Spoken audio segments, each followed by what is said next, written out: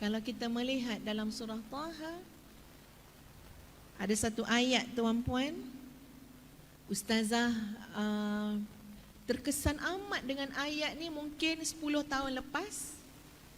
Maknanya ayat tu mesti kita dah baca kan sebelum 10 tahun. Tapi terlepas pandang ayat tu. 10 tahun lepas baru betul-betul pandang ayat tu.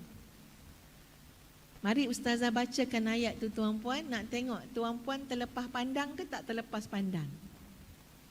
Ya, ini ayat dia. A'udzu billahi minasyaitonir rajim.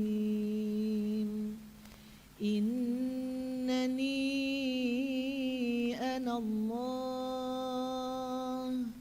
la ilaha illa ana fa'budni wa aqimis salata li dzikri.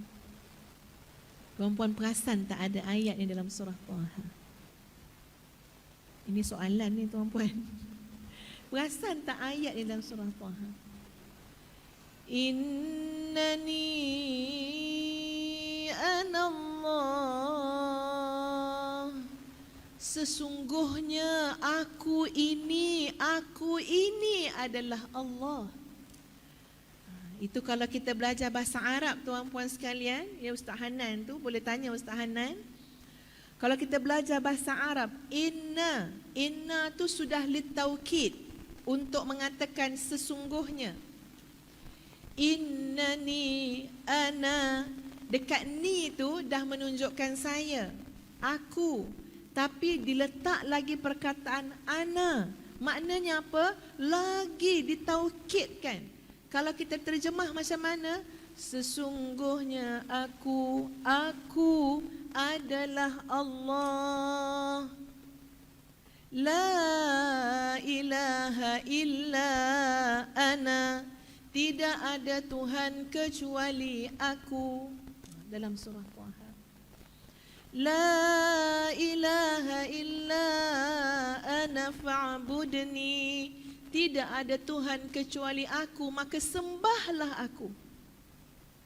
Nak tahu kita sembah Allah ataupun tidak? Ayat itu dilanjutkan. Wa aqimis salata li dzikri. Dan dirikanlah salat untuk ingat kepadaku. Itulah tujuan kita melaksanakan ibadah salat. Sebagai satu tanda menunjukkan yang kita benar-benar hamba kepada Allah. Hamba. Kalau tak solat tuan-puan, macam mana tu nak kata jadi hamba tu? Tak solat. Padahal Allah sebut, innani anallah la ilaha illa ana fa'budni. Sembah aku. Wa aqimis salata. Dan dirikanlah solat. Li tu maksud dia untuk. Tujuan. Kenapa Allah suruh kita salat? Apa tujuan dia? Li dzikri, untuk ingat kepadaku. Tapi hati kita sudah dirompak oleh syaitan. Hati kita sudah ditarik oleh syaitan. Kita salat, tapi bukan li zikrillah, bukan untuk ingat kepada Allah. Tapi ingat macam-macam tuan-puan sekalian. Ya Ustazah, dalam satu kajian yang dibuat lama dah tuan-puan, kalau kadang-kadang kita tengok ya segelintir umat Islam susah nak lari daripada penyakit 3L. Bila sebut solat ni adalah 3L. Agak-agak L apa? L apa tuan-puan? L yang pertama lewat. Itu penyakit tu penyakit. Padahal dah diseru dah. Hayya 'alas salah. Marilah solat, marilah solat. Ada satu hari tuan-puan, Ustazah, ini cerita lama lah. Ustazah cerita ni sebab waktu tu yang Ustazah terasa benda tu. Ustazah ni dalam perjalanan, lepas tu azan asar, jadi terus langsung berhenti kat masjid yang paling dekat. Solat asar, dapat solat asar berjemaah. Solat asar berjemaah, solatlah. Kita makmum lah. Takkan ustaz imam pula kan? Dia kat masjid, ya, ustazah makmum. Solat, rakaat pertama, rakaat kedua, rakaat ketiga, rakaat keempat. Habis solat tu tuan-puan, Assalamualaikum warahmatullahi. Assalamualaikum warahmatullahi. Menung ustazah ni. Masuk kereta, cakap dengan anak-anak lelaki ustazah. Ustazah kata apa? Ya Allah nak, senang dan sedapnya solat jemaah. Senang dan sedapnya solat jemaah. Dia kata, kenapa Umi? Anak Ustaz tanya. Tahu tak kenapa Umi kata senang? Sebab kita ikut imam je. Betul tak tuan-puan? Cuba rasa solat zuhur dengan asar tu kan. Ikut je imam. Allahu Akbar, Allahu Akbar, Allah. Sami Allah, sami Allah. Allahu Akbar. Tak payah berfikir tuan-puan. Tak payah berfikir. Ikut imam 5 rakaat lah kita. Ya, ikutlah imam. Saya kata apa, ya Allah, senangnya, ringannya solat jadinya bila ikut imam. Saya kata, anak-anak Umi, kenapa yang berat sangat nak pergi sembahyang kat masjid? Senang, settle ibadah kita, settle solat fardu. Allah senangnya. Ya, Umi rasa tadi yang solat asar tu sikit punya senang. Itu terasa tuan-puan. Senang. Kenapa jadi L yang pertama tadi? Lewat. Sentiasa lewat. Tuan-puan, solat ni akan jadi tabiat. Setiap orang ada tabiat tentang solat. Lain-lain. Setiap orang ada tabiat tentang solat. Ustazah naik kereta, 3-4 kereta tuan-puan nak pergi kenduri kahwin rumah kawan. Bertemu dengan jam, semua ada belaka lah kat Kuala Lumpur tu.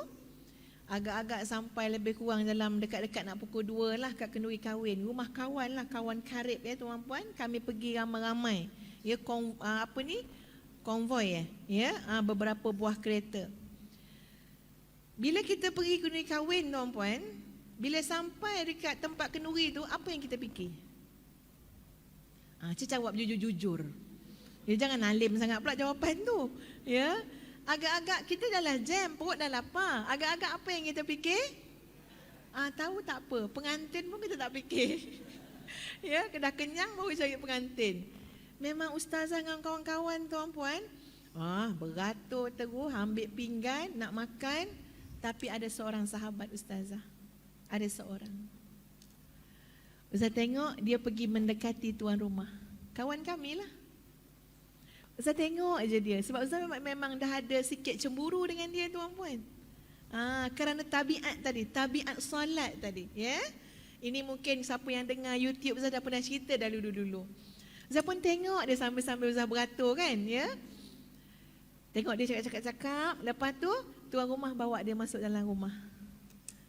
Bila tuan rumah keluar, Ustaz pun tanya dengan kawan ustazah. Tadi tu si A tu ke mana? Dia tak makan ke? Oh, dia nak solat dulu, nak tumpang dalam rumah untuk solat zuhur. Tuan-puan, hilang selera makan ustazah. Hilang selera makan ustazah. Sebab apa? Sebab ustazah memang sudah ada cemburu dengan dia. Ini bukan baru tuan-puan. Ustazah dah cemburu lama dah dengan dia. Kenapa Ustaz rasa hilang selera makan? Sebab Ustaz kata macam ni, ya Allah ya Tuhan, istimewanya hubungan dia dengan Engkau ya Allah. Sampai Engkau ingatkan dia untuk bertemu dengan Engkau. Sedangkan aku ni ingat makan. Ya Allah, cemburunya ya Allah, hilang selera makan. Letak pinggan, Ustazah pun buat olok-olok juga tanya, boleh tak nak semayang juga kat dalam? Bukan kata nak ni meniru yang baik tuan-puan. Sampai kat dalam jumpa kawan tu. Dah prepare, siap dah wuduk dia tuan-puan. Kita baru nak pergi ambil wuduk.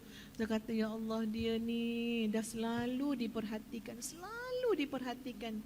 Tabiat solatnya adalah yang awal. Yang awal tuan-puan. Jadi setiap kita ni ada tabiat. Percayalah. Kalau sudah membiasakan solat lewat, lewatlah bila-bila. Tengok jam. Pukul berapa? 1.50. Awal lagi ni. Kita tu bercakap sendiri tuan-puan. Awal lagi. Tengok lagi jam. 2.30. Awal lagi. Bukan standard kita 2.30. Lepas tu korang tengok jam 3.55. Mak dah lewat, dah lewat pula. Yang tadi 2.30 awal lagi. Selalu tak kita macam tu? Selalu. Kenapa? Tabiat solat kita adalah lewat. Sian kat kita, sian. Kalau nikmat nak cepat, kejayaan nak cepat, kebahagiaan nak cepat, rezeki nak cepat. Tapi kunci kebahagiaan dan rezeki kita lewatkan. Salat adalah hubungan di antara kita dengan Allah, untuk kita ingat Allah dengan sebenar-benar ingatan yang banyak. Itu yang pertama. Ya, Masya Allah. Ada orang tuan-puan sampai tanya soalan kat ustazah. Dia kata, ustazah, ada orang tu lah, dia cakap. Entah dia kan, ya. Ada orang tu lah, dia kata. Dia semayang Zuhur pukul 4. Asar masuk 4 suku. Dia semayang Zuhur pukul 4 sebab dia nak solat asar pukul 4 suku. Boleh tak ustazah dia lewatkan Zuhur tu sebab dia nak kembarkan dengan asar? Masya Allah. Tuan-puan, cuba jawab. Boleh ke tak boleh? Bagus ke tak bagus? Boleh tu memang boleh, tapi tidak bagus kecuali orang itu sakit. Kalau sehat, disegerakan solat. Itu adalah di antara amal yang paling dicintai Allah, tuan-puan sekalian, iaitu solat pada waktunya. Dengan kita menyegerakan solat tersebut, buat yang sehabis baik, ya, untuk Allah dan kerana Allah. Itu L yang pertama.